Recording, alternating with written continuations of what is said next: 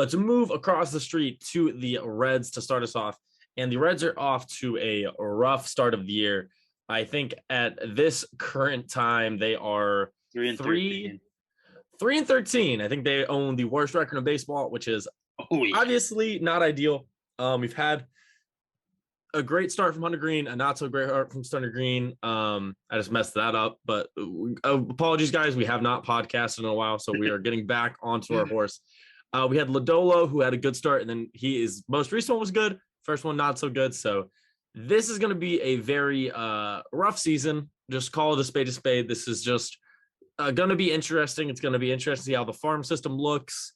Apparently, across all of the organizations, I think the Reds are batting like a combined 900 through 4 levels of baseball. I mean, not 400, 900 combined. So that's not good.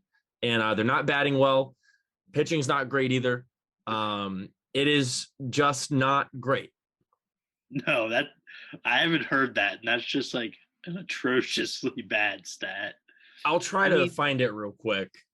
It's one of those things like they're like on Twitter, you see all these people like coming into the season, like trying to be positive, like, hey, maybe they won't be that bad. No, like they traded away they left every good piece they had, and they cut the salary.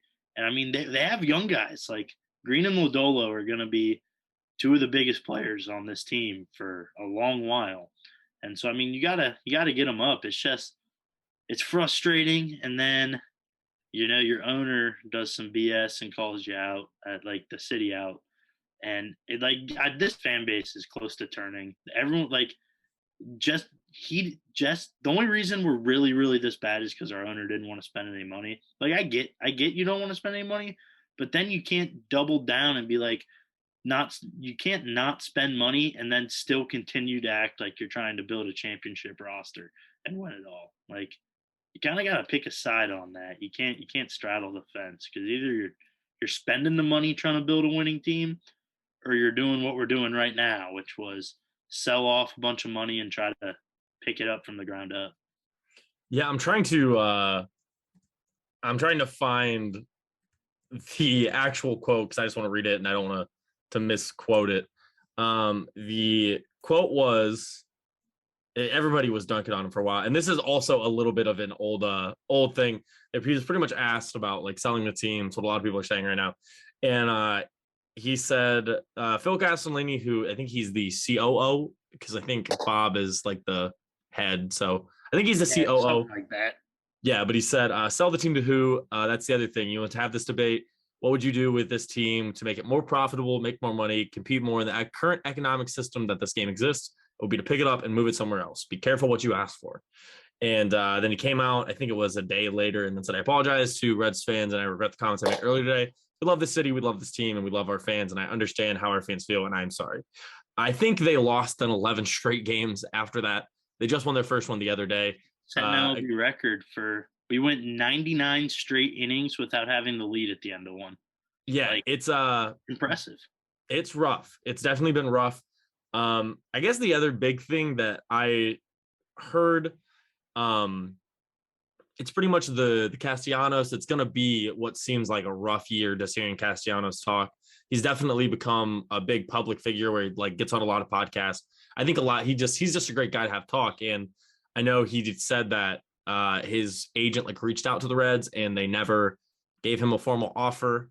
Yeah. So that definitely is rough. He was then quoted on talking about tanking being a problem in the MLB. And he said, what sucks is a great city like Cincinnati where the fan base is impeccable. It's suffocating because of the ownership. I'm not saying that they're bad people, but the system is bad itself. So, I mean, when you have a guy that is as good as Nick Castellanos, maybe he's not the best fielder in the world, but the man can hit. And especially when you look at this Red team, they cannot hit to save their lives. It is just, it's rough. It's rough to see. No, yeah, there's a million problems with that team and organization. But, like, sometimes you just got to sit there, just think, like, man, imagine I told you 5-10 years ago, like, Cincinnati was clearly going to have a favorite owner in their sports groups, and it was going to be Mike Brown. Like, It's just you. I say that to you 5 years ago. You put me like how you call the authorities on me. It's crazy how quick things change. And yeah, where are the fans gonna go? Well, they're gonna go 500 feet down the street and go spend their money on a team that wants to win 4 months from now. So, and part of this might be as a sport, I enjoy soccer more than baseball. But my argument for the summer is, if you want to go to a game or something, go to the team that stinks, but like is at least trying. Like FC's been terrible, but like they spend money. They are putting in an effort to be a winning team. The moves just aren't like going well for them. Couple unlucky situations, but like yeah, like they have the fourth most expensive signing signing in MLS history. They just bought another like recently in the last week during the Reds losing streak. They spent big money on a player. Like they're at least trying. So I can get behind that a little more. Yeah, I definitely think that's been kind of the issue. And I think the interesting thing to me is, and I think it's because people kind of acknowledge the shift what the Bengals has become with ownership. It's become with, you're definitely seeing Mike Brown take a lot less control in the team. You're seeing it go to Katie and the Blackburn. So you're seeing that, and not to kind of call him out, but it's just the less his hands are on it, it seems like the more successful the team is coming, even on and off the field, whether it's as a business or on the field, like as a result. And I think that's kind of the thing that Cincinnati fans are smart. Like, I'm not going to call on other fan bases, but I would like to think that Cincinnati is some of the smarter fans in professional sports, and they know what's going on. So they've realized this shift. And I think they see that same thing. And they're like, well, the Bengals did this for so long. And then the minute they had this shift, it was this massive success. So I think they're kind of seeing the same thing with the Reds. And they're like, well, it gives. Yeah. I mean, there's, it also came at such a weird time. Like the Reds were bad for a long while. They finally were like competitive again in the last like 2 years, like two and a half years. And like they just gave up. Like it's just, I don't know. Like it feels almost like, and they really have nothing to do with each other, but it feels almost like the Bengals like just took the city, and the Reds are like, well, there's one winning team. Like, let's blow this up.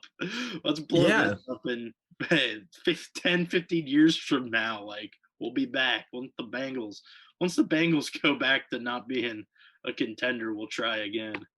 Yeah, I think the interesting thing is, I would say it wasn't like a huge issue, but I think when the last two Reds team, I think pitching was kind of an issue towards the end of the stretch. And I think now you have these electric pitching prospects where, like, if you kind of run it back with the same bats, like, you're probably looking at a better team. And last year, you're probably making the playoffs if the Cardinals don't go on this insane 20-game win streak. So just kind of blow it all up when you didn't really have to. And I mean, obviously, Castellanos was going to be the hard part. That was going to be the issue where, like, you're probably going to offer more money. But the thing is like not offering at all. You don't even know what you can afford. Like, Castellanos said he probably would have taken less money to stay in Cincinnati because he wanted to be there. And just not having an offer, that's going to rub every fan the wrong way, because at that point, you're not even trying. It's that plus just the way he acted.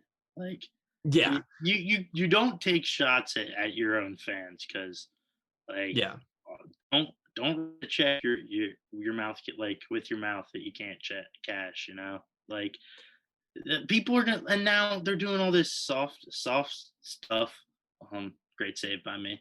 But, they're kicking out fans for putting a bag on their head. Like, if you don't want all this attention, then guess what?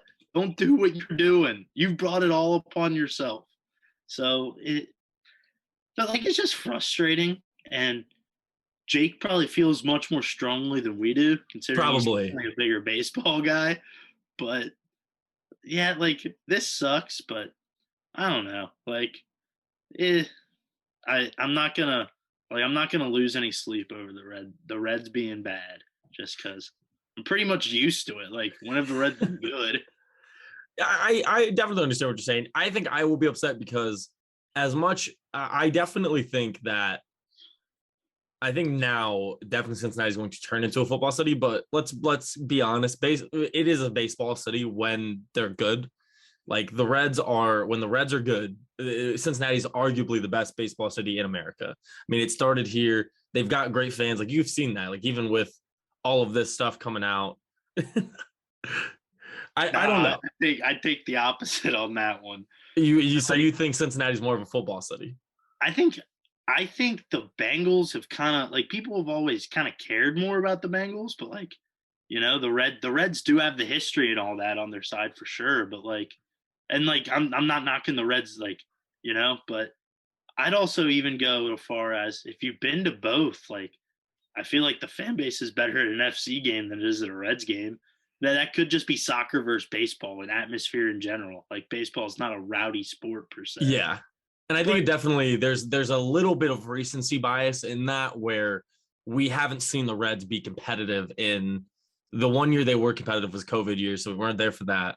I mean, last year we were competitive until mid-July, right? Like yeah, and it was pretty electric. Mid-July when we were talking like playoffs. It was still pretty electric though in the stadium. The city was definitely buzzing. It was fun. Yeah. And then we were talking about how this could be one of the best like years in Cincinnati sports because you'd have the Reds be competitive. I mean, could you have imagined if that Reds team would have made a little bit of a run and you had the Bengals in the Super Bowl? That would have been the best year in Cincinnati history for sports. It would have been insane. Yeah, it would have been, but I guess we're not allowed to have that nice of things. Yeah, apparently not. But we'll definitely keep talking more about Exactly. We'll keep talking more about the Reds as it goes on. I mean, right now it's just they're in a rough spot. I mean, they definitely started off the season with a rough schedule too. They played the Dodgers, Padres, and the Braves, and they split the Braves, which is still kind of crazy to think about. But the next series they play, they finished up a series against the Cardinals, and then this week they will play the Padres at home.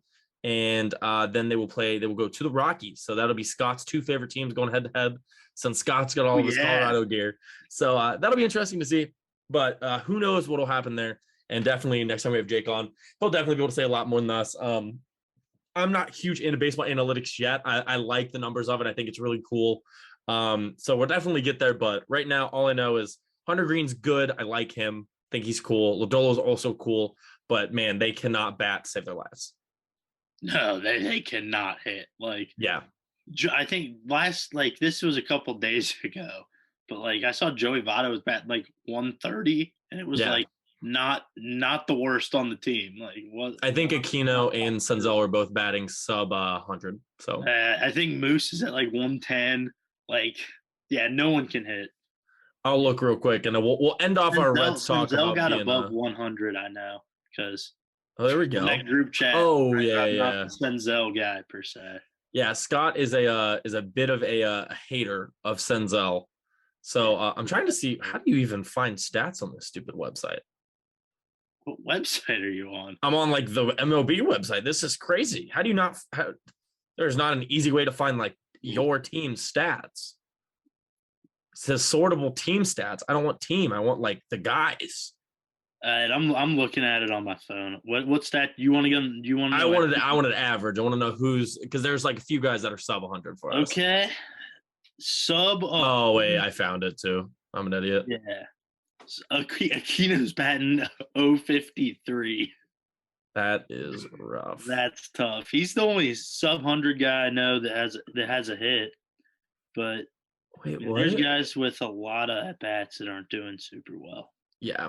It's not great. Tommy Pham also caught like lightning in a bottle when he was in San Diego. That was kind of cool. I'm not going to lie. Yeah, that was kind of electric. He also I liked it because, I mean, hey, we might stink. And that's like, I feel bad for the players because like all the heat the Reds are getting isn't because of them. Like, yeah. But yeah, he gave me Nick Castellanos vibes. Like after Stevenson got Donkey Kong slammed in the face at home plate. He was trying to. He told Luke Voigt, who is giant, it's a fight on site. Come to the local gym. I'm like, gives me Castellanos vibes. Like, let's just first week here, let's beat the hell out of somebody. I remember Jake told me when we got him that he was going to be a guy that we would like, and he gave him semi Castellanos vibes. So Yeah, I But then mean, that was before he went on a horrible slump. So he's still decent. He's like, yeah. yeah, he's in a horrible slump. He's still one of our best players. Yeah, it's gonna be. I told Jake this. I'd love to talk to like a baseball player, just like even if you're in the minors or something. But like, it has to be a really hard like mental grind because you're gonna play 160 games. Like this Red team's not good. They're gonna lose a lot of games, and I've just always wondered like, how do you go into like a season like this mentally? Like, what do you have to do personally? Yeah, it's interesting because I almost this sounds negative, and I don't think it is, but like you almost have to care less. Like you play Yeah, 162 games, a game on June 2nd really like the season's made up all these mini moments. Like I get that for sure, but like every baseball team's gonna get swept at some point in the year. Like yeah, this happens. So I feel like it's one of those sports where you're kind of more go with the flow. Like it's more of a day to day. You just got to be ready to go. Where so like I think it's interesting because like I don't think they're losing sleep over like they lose on a Tuesday night to the Cardinals 6-3. Like yeah. But I just definitely think like that 10th game when you're going to bed after you lose, it's got to be like, man, what the or what are we doing? like You this know? past week. Yeah, like that's where it's got to be rough. They went from taking Two in Atlanta at the defending champ. Granted, their best player from the World Series isn't there, but Fair. like and then you lose 11 straight and you didn't have a lead in any of them. Like You also played the Dodgers, who like I'm not gonna. The Dodgers should sweep them the whole year. Like the Dodgers are the best team in baseball. Yeah, but like it's baseball. You can take 1 of 4. I mean, like, yeah, for sure. Yeah, like I don't know. They were close on that green start. 7. Yeah, I mean the West Coast trip was tough in general because the Padres are also good. Yeah, exactly. Losing like have the lead at some point. At least. And I think the weird thing is I think they're going to be the most competitive in the NL Central games, which makes it a little more frustrating that you aren't going to be competitive because the NL Central is kind of weak. Like the Brewers are good, but like they're not as good as they were last year. Their pitching's elite, but their hitting's down. Like Yelich hasn't been himself in 2 years. Like the Cardinals are going to win the division. The Cardinals are they will, but they don't impress. They're the Steelers of baseball. Like they're just going to always be pretty solid. And I don't know, but they just don't do anything that impresses me. No, but like they always go on runs. The Cubs are a 1-player team right now. That Seiya Suzuki guy is a stud, by the way. Yeah, that guy is pretty cool. Watched him; he's a stud. But didn't they just beat on the Pirates by like 21? Well, they lost I think they lost 3 out of 4 in like the series. But yeah, they just pooped on that one game. I'm like they won the series on aggregate because like 21-0. Yeah, I'm dead. Yeah, but we'll definitely talk about more of the Reds kind of as we watch. We'll give more updates. I mean, it's going to be a slow, painful death. Hey, there's only one way to go. You can only go up from 3-13.